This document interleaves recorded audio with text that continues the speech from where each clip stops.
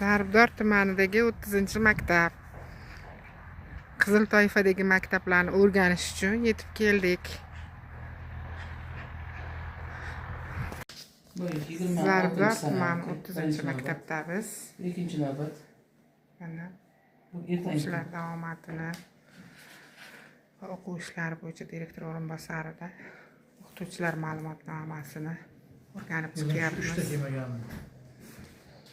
3 ta asosiy kelmaganini belgiladim. Keyin javob olgan kirib bu sir chiqqanlar ham bor, hamshiralar bilan o'qib javob berganlarimiz ham bor.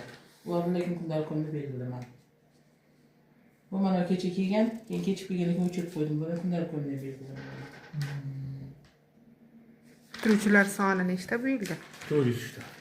Bitiruvchilar. Ha, bitiruvchilar 26 ta. 26 ta. Mana keyin bunga ham belgilaymiz. Mana bunaqa davomatlarimiz ham bor.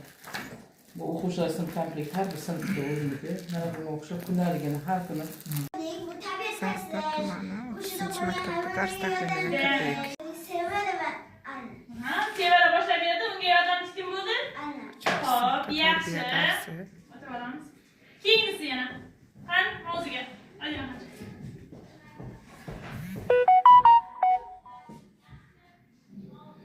Hop, yana kim davom ettiradi?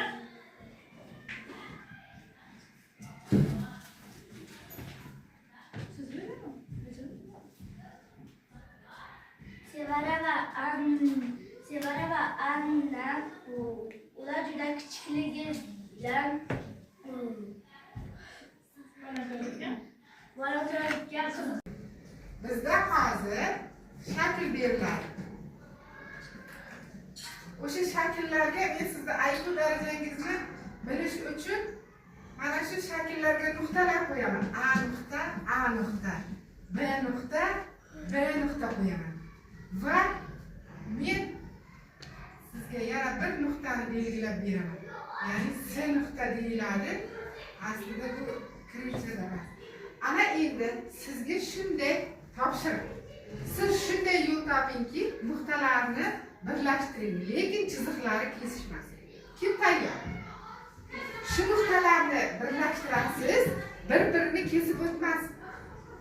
Qani, sizga sinov kim tayyor? Kim? Harakat qilib qo'ying. Tasavvuringizda chizib ko'ring. Qani, birlashtirib ko'ramiz.